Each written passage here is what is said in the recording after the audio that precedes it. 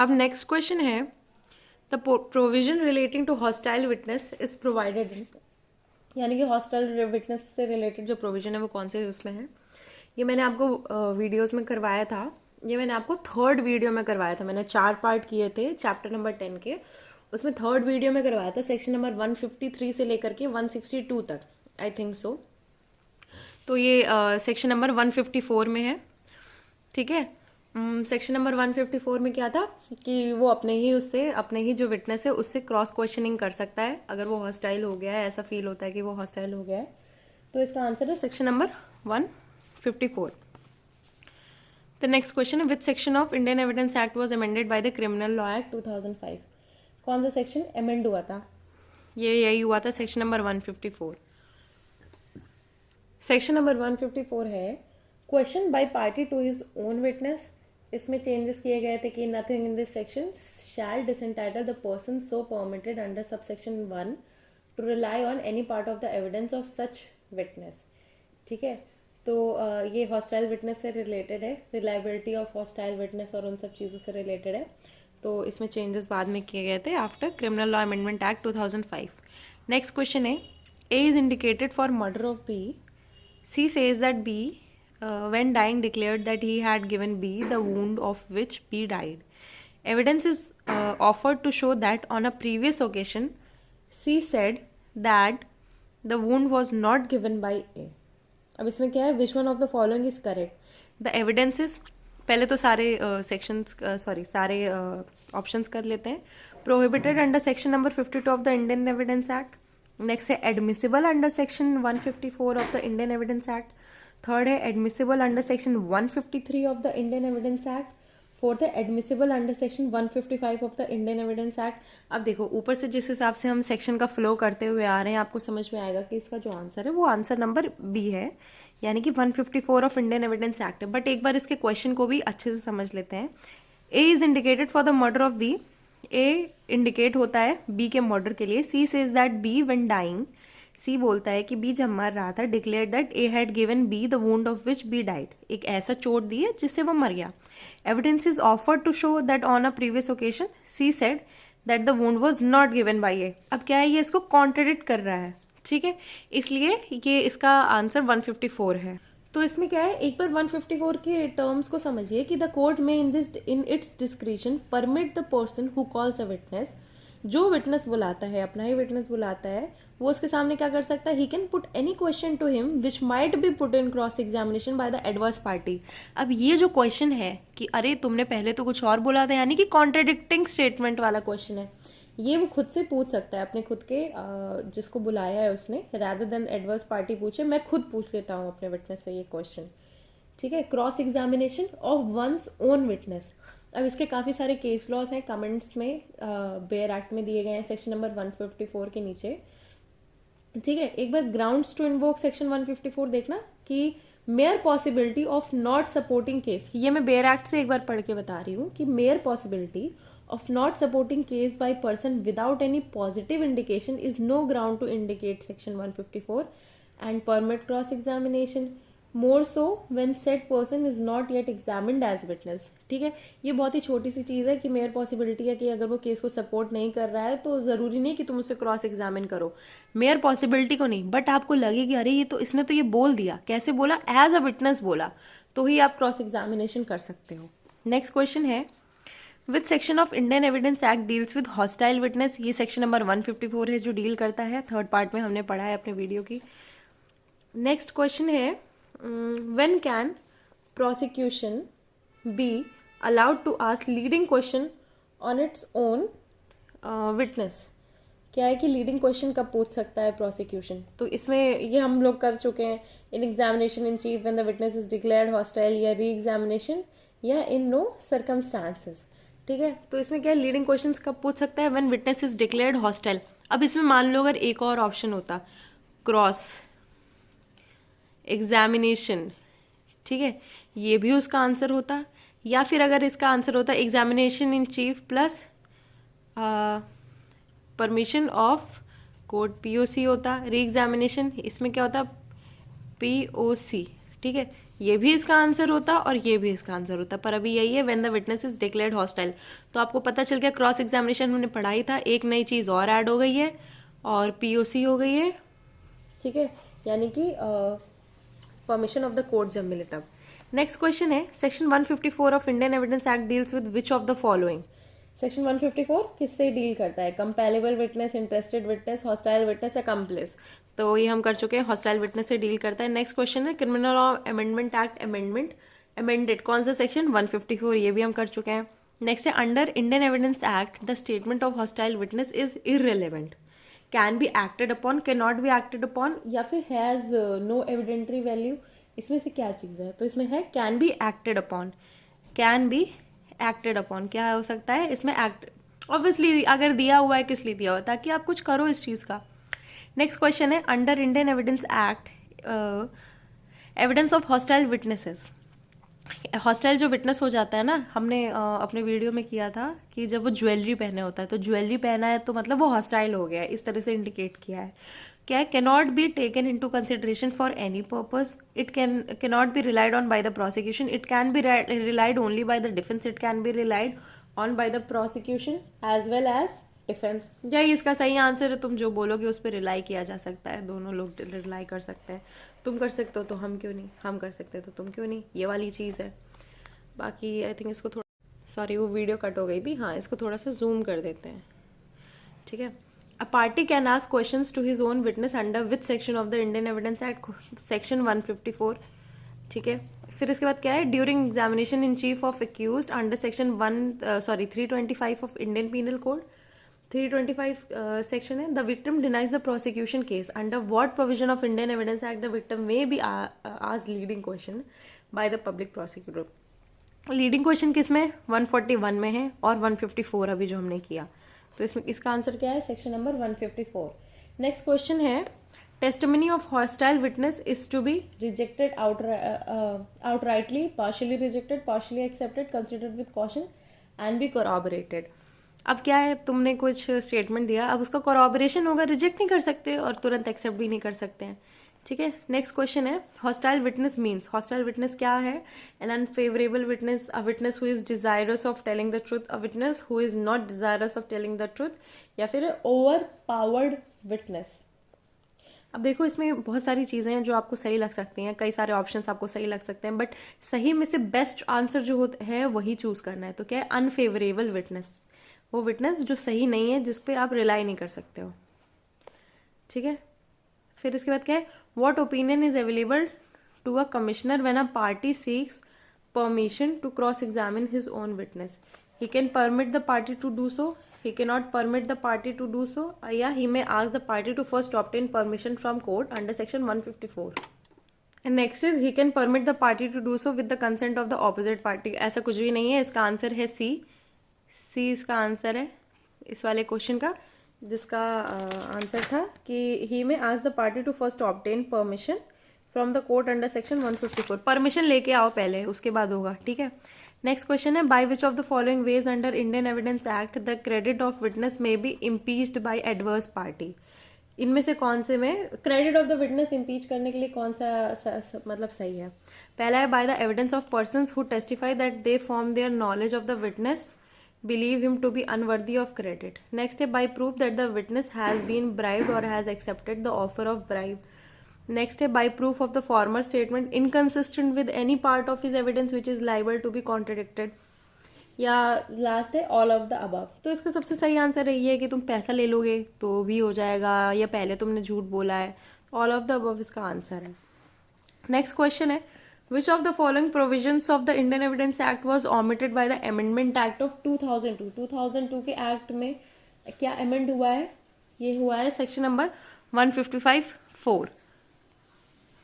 155 क्या था? Section number 155 है impeaching credit of witness, the credit of witness may be impeached कई कई तरीकों से हो सकता है। पहले तो by the evidence of person who testify, persons कर सकते हैं जो टेस्टिफाई करें कि यार ये तो खराब है, या फिर प्रूफ ले आए विटनेस की उसने ब्राइब लिए, पैसा लिया, या फिर प्रूफ ले आए फॉर्मल स्टेटमेंट की, जो हम ऑलरेडी ऊपर कर चुके हैं। और जो इसका फोर्थ है जो कि हमें करना नहीं है वो हट चुका है, ठीक है। 155 का जो क्लॉज 4 है वो हट चुका है, इसमें 3 ही क्लॉजेस है। नेक्स्ट है statement of an injured person is recorded as dying declaration, however he survives, वो सर्वाइव कर जाता है तो क्या होगा, his statement is admissible under which section of Indian evidence act, वो कौन से सेक्शन में एडमिसिबल होगी। तो क्या वो 32 में एडमिसिबल होगी, नहीं 32 में तो मरने वाले की होगी, 60 में नहीं, 60 में नहीं होगी, 85 में भी नहीं होगी, तो सेक्शन नंबर 157 में होगी, ठीक है। तो सेक्शन नंबर सेक्शन नंबर 157 क्या है, सेक्शन नंबर 157 है formal statements of witness may be proved to corroborate later testimony as to same fact.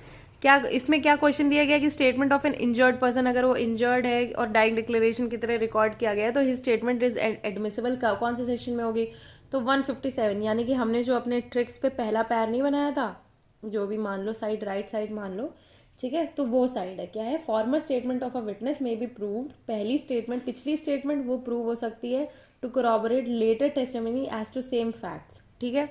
Next question है statement of an injured person is recorded as dying declaration, however ये survive कर जाता है तो कौन से, उसमें ये सेम क्वेश्चन है, इसका आंसर है सेक्शन नंबर 157। देन है formal statement of a witness may be prove to corroborate later testimony as to same fact as provided under section 157 C. अगर ये कई बार आ रहा है एक ही क्वेश्चन तो आप समझ जाना कि ये बहुत ही इंपॉर्टेंट क्वेश्चन है, ठीक है। नेक्स्ट है which one of the following statement is correct, a dying declaration made under section number 32 of the Indian Evidence Act is subject to the control of, dying declaration किसके control of में है, तो इसका answer हो जाएगा, पहले तो एक बार इसके सारे वो कर लेते हैं options. Section 164 of CrPC, section 164 है सीआरपीसी का, या सेक्शन नंबर 161 162 ऑफ सीआरपीसी है, या section number 52 54 of Indian evidence act है, या section number 158 of Indian evidence act है। तो किस चीज से रिलेटेड है, ये section number 158 of Indian evidence act है, ये दूसरा पैर है। इसकी हेडिंग क्या बोलती है, व्हेन मैटर्स में बी कनेक्टेड, व्हेन मैटर्स में be proved in connection with proved statement relevant under section 32 और 30T। क्या है कि मैटर अगर कनेक्टेड है, मैटर्स जो है वो प्रूव हो जाएंगे in connection with proved statement relevant under, C अगर मरते हुए कोई कुछ बोल रहा है तो ये उसके अंडर आ जाता है, ठीक है। अगर मरते हुए कुछ बोल रहा है यानी कि formal statement of a witness, अगर कोई भी ऐसी स्टेटमेंट है जो 32 और 33 से रिलेटेड है तो वो प्रूव हो जाएगी। Then next question, under which section the facts proved under section 32 and 33 can be contradicted as per evidence act, किस उसमें कॉन्ट्रडिक्ट किए जा सकते हैं, सेक्शन नंबर 158 में कॉन्ट्रडिक्ट किए जा सकते हैं। इसमें कई बार आपको लगेगा कि हाँ इसका आंसर 157 भी हो सकता है, तो 157 और 158 को जो है ना डिफ्रेंशिएट करना है, ठीक है। 157 और 158 को डिफ्रेंशिएट इस तरह से कर सकते हैं, अगर बहुत ही छोटी सी चीज़ डिफ्रेंशिएशन में आपको याद रखनी है तो पहले वाले में है डाइंग डिक्लेरेशन, और जो दूसरा वाला है वो उसमें 32 और 33 दोनों आ जाते हैं, ठीक है। 32 33 दोनों किस में आते हैं, सेक्शन नंबर 158 में आ जाते हैं, और जो सेक्शन नंबर 157 है वो उस चीज़ से रिलेटेड है कि डाइंग डिक्लेरेशन जो है वो भी ले ली जाएगी, एडमिसिबल कर ली जाएगी, मान लो अगर बच गया तो। नेक्स्ट क्वेश्चन है, इनमें से कौन सी statement is correct, a dying declaration made under section 32 of the Indian evidence act is subject to control of. अब ये किसके कंट्रोल में है, ठीक है। अब इसमें भी आपको कंफ्यूजन होगा, किसी को भी हो सकता है, बहुत ही जनरल सा क्वेश्चन है कि किसके उसमें है, तो इसके ऑप्शन है section number 54 of Indian evidence Act, section number 158 of the Indian evidence Act, section 16 and 162 of CrPC, या सेक्शन 164 ऑफ द सीआरपीसी। तो इसका आंसर वही है, अगर सेक्शन नंबर 32 या 33 लिख के आ गया है तो किसके कंट्रोल में है, 158 के कंट्रोल में है। क्यों उसके कंट्रोल में है कि ठीक है 32 में तुम सब कुछ एडमिसिबल कर लो, पर जो नेक्स्ट सेक्शन आता है ना, क्या होता है वो 158, वो क्या कर सकता है, कॉन्ट्रडिक्ट कर सकता है उस चीज़ को। कैसे, अब एक बार मैं उसका सेक्शन बता देती हूँ। When ever any statement relevant under section 32 और 33 इज प्रूव्ड, ठीक है, प्रूव हो गई। All matters may be proved either in order to contradict और टू कोरैबोरेट इट। सारे मैटर्स जो उसको कॉन्ट्रडिक्ट करें या कोरैबोरेट करें उनको प्रूव होना चाहिए, or in order to impeach or confirm the credit of person by whom it was made, which might have been proved if that person been called as a witness and had denied upon cross examination of the true matter suggested. इसके बाद क्या है, पहला तो ये हो गया कि ठीक है, when ever any statement relevant under section 32 और 33 इज प्रूव्ड, प्रूव हो गई, फर्स्ट चीज प्रूव हो गई. All matters may be proved, सारे matters may be proved either in order to contradict और टू कोराबोरेट. कॉन्ट्रडिक्ट अब 32 33 हो गए, अब उसके बाद क्या है, उनका या तो कॉन्ट्रडिक्शन होगा या तो कोराबोरेशन होगा, उनके मैटर्स को भी प्रूव करना है. या फिर और इन ऑर्डर टू इम्पीच और confirm the credit of person, या फिर तीसरा पॉइंट क्या हो गया, जो पर्सन है उसके क्रेडिट को वो हिला दो. ठीक है, by whom it was made which might have been proved if that person been called as a witness. ठीक है, 32 और 33 नॉर्मली तो प्रूव हो जाएगा. उसके बाद आपको क्या प्रूव करना है, या तो कॉन्ट्रडिक्ट करना है, या तो कोराबोरेट करना है, या तो उस विटनेस की क्रेडिबिलिटी हिलानी है. ये बेयर एक्ट का सेक्शन है, सेक्शन नंबर 158, क्रेडिबिलिटी हिलानी है. अब देखिए ये जो है ना, ये हमारी ट्रिक्स का दूसरा पैर है. अब देखिएगा वीडियोस में हम लोग ने जो एक इंसान बनाया है विटनेसेस से रिलेटेड, तो ये उसका दूसरा पैर है, तो इसको समझिएगा. तो जो दूसरा पैर है ना, उसकी क्रेडिबिलिटी हिल रही है. सेक्शन नंबर 32 और 33 नॉर्मली प्रूव हो गया है, बट किस चीज से कंट्रोल होता है, वो सेक्शन नंबर 158 से कंट्रोल होता है. क्यों कंट्रोल होता है, क्योंकि वो उसकी लिमिट सेट करता है, लिमिट सेट करता है. ये वाइडर पावर हमेशा के, अगर किसी को पावर्स मिली हैं तो उसके साथ उनकी रिस्पॉन्सिबिलिटी है कि उसको लिमिट में यूज करे, तो ये उसकी लिमिट बताता है. देन आता है next question, under which provision a witness can refresh his memory. ठीक है, कौन से सेक्शन में मेमोरी जो है वो रिफ्रेश कर सकता है. तो अब दोनों पैर के बाद बाहर आ गए, अब नेक्स्ट फेज ऑफ बॉडी में आ जाते हैं हम लोग, जो सर से दिमाग से स्टार्ट होता है. तो रिफ्रेशिंग मेमोरी है सेक्शन नंबर 159, ये भी ट्रिक्स में है. अगर आपने नहीं देखी तो आप एक बार वीडियो उसको समझने के लिए देख सकते हैं. वीडियो मत देखिए, आप उसका डायग्राम देख लीजिए, आपको समझ में आ जाएगा. Under which section of Evidence Act the witness has been given right to refresh his memory? Right to refresh his memory under section 159. अब सी 159 के बाद जो बाकी sections आते हैं ना, वो भी इससे ही connected है. Then next है question, ये under which one of the following sections of the Indian Evidence Act witness undergets the right to refresh memory? 159 है ये भी. Then next question है, witness may while under examination refresh his memory to any writing made by himself at the time of the transaction or soon afterwards. उसने जो लिखा हुआ है ना, उसको देख करके अपनी मेमोरी रिफ्रेश कर सकते हैं. This provision is provided in section number 159. ठीक है, 159 को टिक कर लेना है. देन नेक्स्ट क्वेश्चन है, under section 159 of evidence act provides for the credit of a witness may be impeached या courts power to disallow indecent और scandalous question, witness can refresh his memory, या to put any question which might be put in cross examination by party to his own witness. क्या है, witness can refresh his memory. ठीक है, next question है, in which of the following sections of Indian evidence act provision as to refresh memory has been given. Refresh memory वाला provision किस में है, ये सेक्शन नंबर 159 में है. Then a witness cannot refresh his memory by referring to any writing made by the witness, referring to any copy of the document by the witness with the court's permission. ठीक है, referring to any writing made by any other person and read by the witness. अच्छा, referring to another witness for taking his assistance. अब देखो ये सब जो है ना, एनी राइटिंग या तो खुद बनाता है तो ठीक है, कॉपी है तो कोर्ट की परमिशन भी है, writing made by any other person and red by the witness. ठीक है, एटलीस्ट रीड तो किया है, पर रेफरिंग टू अनदर ये क्या है, तो इसका आंसर यही हो जाएगा क्योंकि ये गलत है.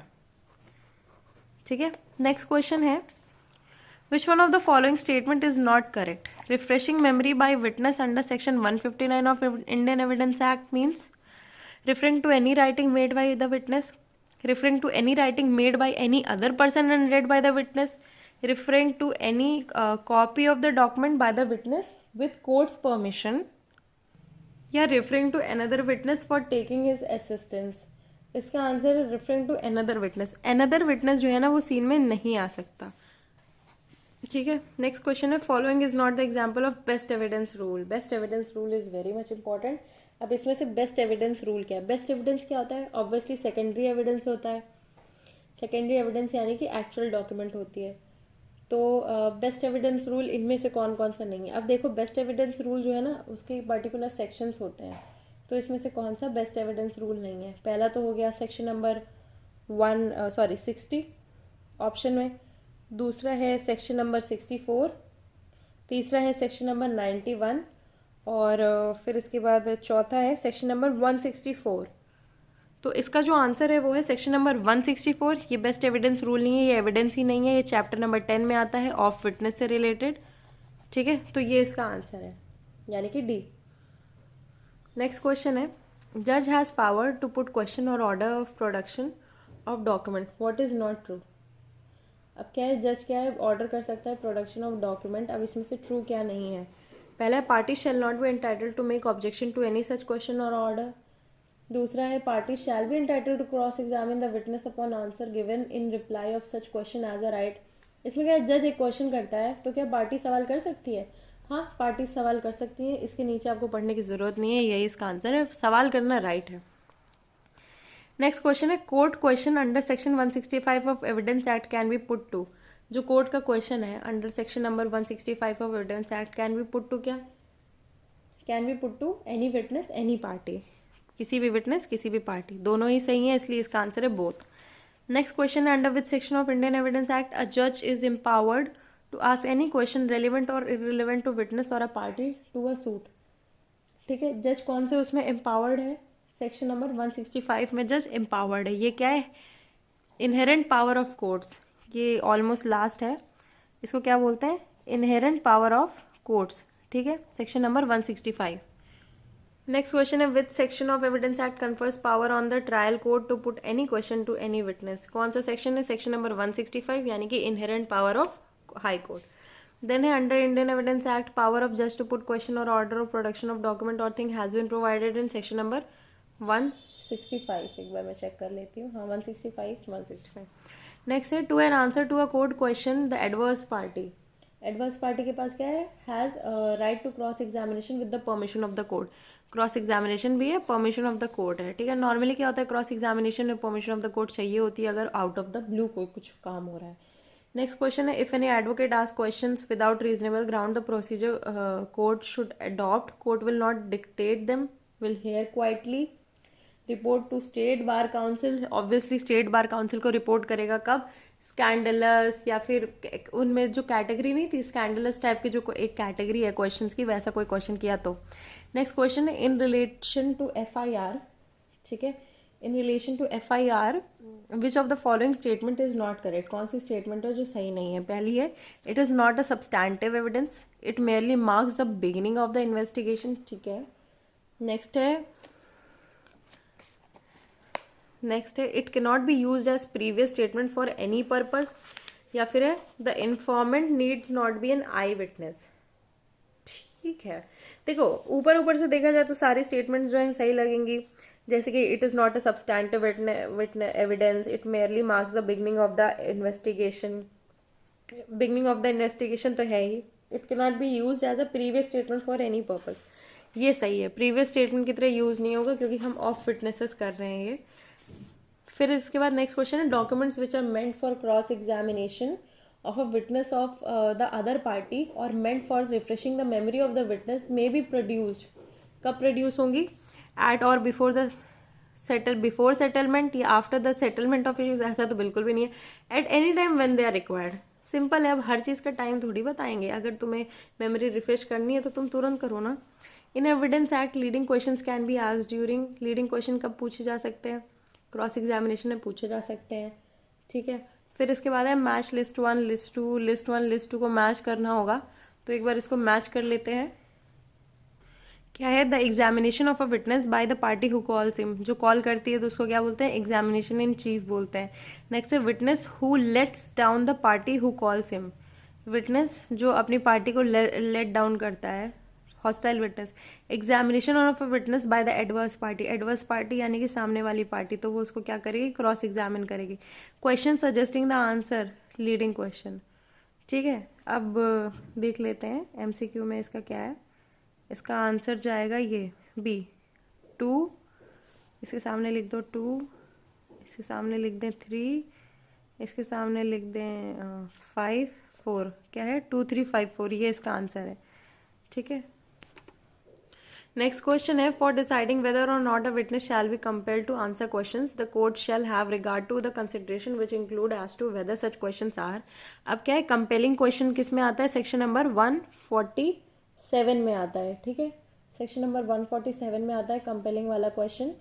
देन इसका है कि प्रॉपर, पहले तो ये कि कंपेल किया जा सकता है, तो कंपेल करना प्रॉपर है if the truth of imputation conveyed thereby would seriously affect the, seriously भी लिखा है, affect the opinion of the court as to the credibility of the witness on the subject matter of his deposition sorry, ये यही इसका सही answer है, आगे पढ़ने की जरूरत नहीं है इसमें।